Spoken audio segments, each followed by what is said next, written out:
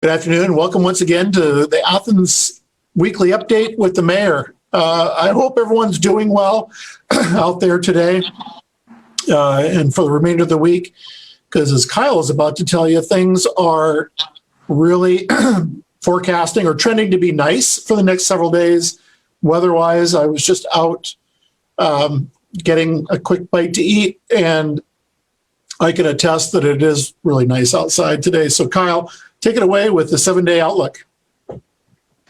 So today we'll look for mostly cloudy skies, a high of 76. Tonight, partly cloudy, areas of dense fog, low 53. Tomorrow, mostly sunny, high of 80. Tomorrow night, clear, low 56. Friday, mostly sunny. A stray shower or storm is possible, high of 78. Friday night, scattered storms, low 51. Chance of rain, 50%. Saturday, cloudy, high of 57. Saturday night, cloudy, low 45. Sunday, cloudy, high of 64. Sunday night, scattered storms, developing late, low 56. Chance of rain, 50%. Monday, scattered storms, high of 69. Chance of rain, 50%. Monday night, showers, low 51. Chance of rain, 50%. Tuesday, showers, high of 58. Chance of rain, 50%. Tuesday night, showers, low 42. Chance of rain, 40%. And next Wednesday, morning showers, high of 56 and the low of 38. All right. And Kyle, have you been tracking the leaves changing and whatnot? Are we beyond peak, or are we in the... We're at peak right now. What's it say like this for the next week and a half or so? All right. Because I'll tell you what, looking out my office window, there's a tree that is just brilliant yellow in terms of the leaf colors, and it's really nice. Yeah, there's a bunch of trees on my street now too changing. So Kyle, let's kind of shift gears a little bit if we can and talk a little bit about COVID-19 cases as you're tracking those closely. So in the state of Ohio, there are now roughly almost 190,000 cases, roughly over more than 5,900 deaths. And total cases in the United States nationwide, there are now 8.5 million cases and roughly between 220 and 230,000 deaths. And within one more week or so, we are going to be seeing a rapid acceleration of new coronavirus cases in the United States, as well as deaths and hospitalizations. In total, global cases now in the world are now over 41.1 million cases and now over 1.1 million dead so far. And as I understand it, we're starting to see rises in other countries around the globe as well, to where they're starting to see a resurgence where they were flat for quite some time. But second wave starting to increase. Right. I don't have today's numbers because we're coming on a little bit early today, an hour earlier than is usual. But yesterday's numbers were 257 positive cases in Athens County. And some of you may have noticed that we have taken a variable message sign up onto Court Street. So it's up near the intersection of Court and Union, and we will be updating those active cases on that VMS daily, except for Saturdays and Sundays. Saturdays and Sundays, we're not going to send somebody in to update those numbers, but we will continue to track the positive cases here in Athens County, and people driving by will be able to see them. So for today, let me start with this. Since Kyle and I were talking through COVID-19 cases, I mention this at almost every meeting. Really, we've got to do everything that is within our own power, and that is to wear a mask when we're out in public or we're entering into a business that is open to the public. certainly social distancing from each other, and to wash hands as frequently as possible. Or if you're like me, I carry around with me a bottle of hand sanitizer that I actually purchased from one of our local establishments, from the End Distillery. They were selling them down there. They may still have those being marketed. So I would encourage people to carry something like that with you as you're going about. Kelly Sauber at End Distillery was distilling them, meeting all of the requirements under the CDC guidelines for making hand sanitizer. So keep that in mind. Couple things related to the upcoming 31st, October 31st. Currently, there is still going to be neighborhood trick-or-treating between 5:30 and 6:30 p.m. in the city of Athens in the residential neighborhoods, which I was coordinating with city managers and mayors of other municipalities, villages, and city. And they are going to be doing theirs, not all of them, but most of them are going to be doing their neighborhood trick-or-treating on the same day at approximately the same time. So that will certainly be helpful for not having people migrating in and out of multiple jurisdictions to go trick-or-treating. But just exercise caution. And again, if you see, gatherings of people not social distancing, not wearing masks, please contact the city at 740-592-3313, which is the police department's non-emergency line, and give the address of the location and what you're observing, and the police department will respond to those. That's another way in which you can certainly be active and proactive in helping to try and mitigate some of what has been experienced, throughout the city. And finally, to this point, again, if you enter into a business and notice that people are not masking up inside of a business that is open to the public, you can still call 592-3313 and report that to the police department. The police department will respond and address that with the business, as well as individuals who are not masking up within a business. Some important updates, or reminders, but also updates, things going on in the city.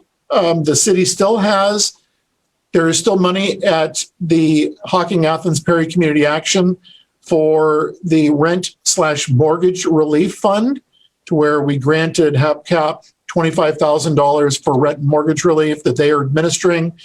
They have currently expensed $6,107 of that $25,000. So there is still money available for the rent/mortgage relief fund. The other grant that was awarded to HACAP, and they're administering a city utility relief fund. Again, it's a grant. It's not a loan. These are grants. That was $75,000 that went to HACAP for city utility relief. And we're really encouraging people to take advantage of this. It's not an onerous application. You just have to prove that you have been negatively impacted by COVID-19 with additional expenses or the loss of employment, and be able to apply for that. And so we're asking people, please call HACAP at 740-767-4500. Again, 740-767-4500, and ask about the either rent/mortgage relief fund or the city utility relief. Another program that was just announced today, so this is timely to get this out, is the Athens County Small Business Relief Fund. This is being administered by the Athens County Economic Development Council. You can reach out to them at admin@athenscountyohedc.com. Again, that is admin, ADMIN, at athenscountyohedc, one string, .com. And this, who can qualify? Businesses must have been impacted by the state mandated closures beginning March 15th. Businesses must be located in Athens County and be in operation prior to February 15th of 2020. Businesses must have more than 2 FTEs, full-time equivalents, or full-time employees, but fewer than 25 full-time employees. Annual gross receipts for the business preferred to be less than $2 million in gross receipts. Businesses must be in good standing with local, state, and federal jurisdictions in regards to their taxes. So expenses that are eligible under this program, they must be related to the costs of businesses interrupted caused by the closures, required closures. Requests must be for business funds already spent on qualified expenses that have not been paid for by other government funds, such as the EIDL, EIDL, or the PPP, Payroll Protection Plan. Eligible costs include payroll expenses, lease and mortgage expenses, certain operational expenses, supplies related to the interruption of the business due to the required closure, unemployment/employees leave costs directly related to COVID-19, PPE or other COVID-19 related costs. So we encourage you again to go online. The applications are available online at https://rb, the letter R, the letter B, .gy, the letter G, the letter Y, /I is in India, 7, F is in Foxtrot, W as in whiskey, 3, U is in uniform. So again, https://rb.gy/I7FW3U. So please take advantage of that if you are a business owner who has been interrupted by the COVID-19 closures that occurred back on March 15th. And as long as you don't have a annual gross receipts of greater than 2 million, again, certainly worth looking into and applying for if you are eligible. The Richland Avenue Pedestrian Passageway, I know we talked about this last week. I mentioned it on City Council Monday night. There have been some challenges due to weather that the contractor experienced on Monday and Tuesday with being able to get the asphalt down. Asphalt is being put down today. They will be finishing up tomorrow and likely striping tomorrow as well. And we are anticipating, let me say that again, we are anticipating that it is going to be open this Friday.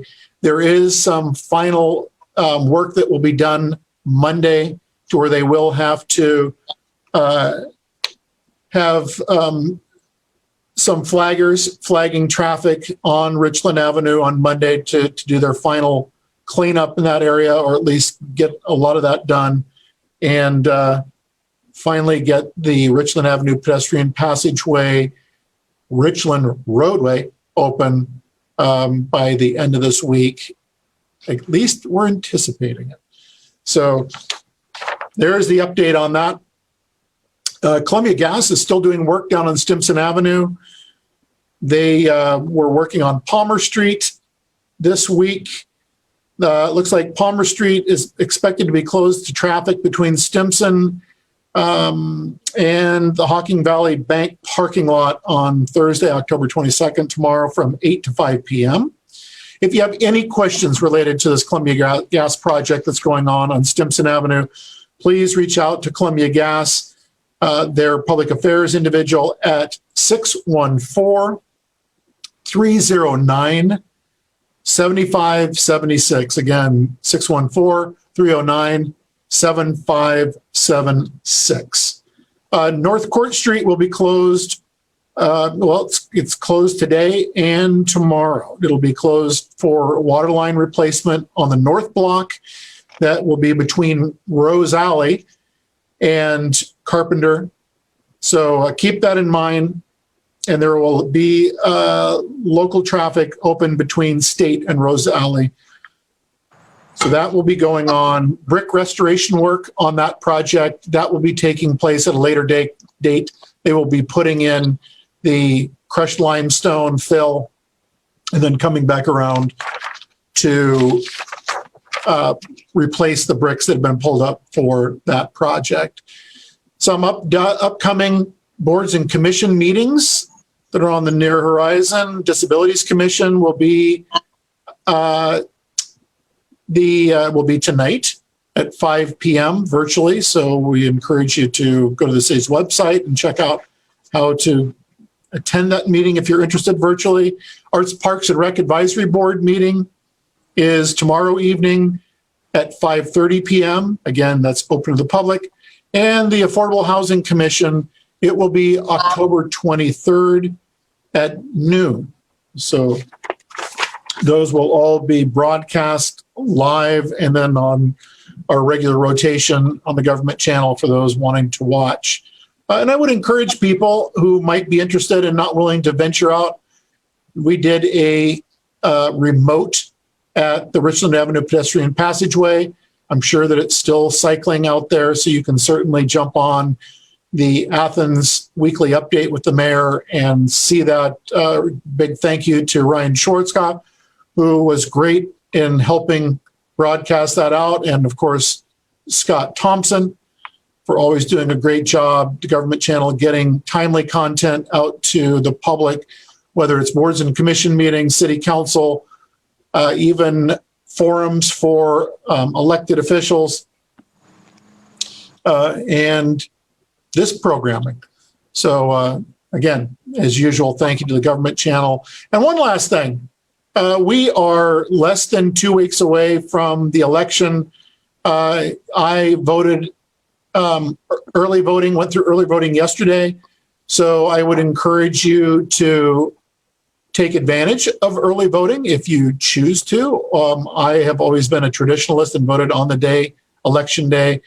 I found it really easy, safe, convenient to early vote up at the Board of Elections on Court Street, and would encourage you to do the same. And everybody, do your best to do your civic duty and get out and vote. Other than that, please stay safe and do the right thing for all of those around you, that when you are out and about, make sure you please wear a mask, social distance, wash or sanitize your hands frequently. If not for yourself, for everybody else that's around you. Thanks for tuning in, and hopefully you'll tune in again next week for the Athens Weekly Update with the mayor and with Kyle, updating us on the weather and all things coronavirus. Take care.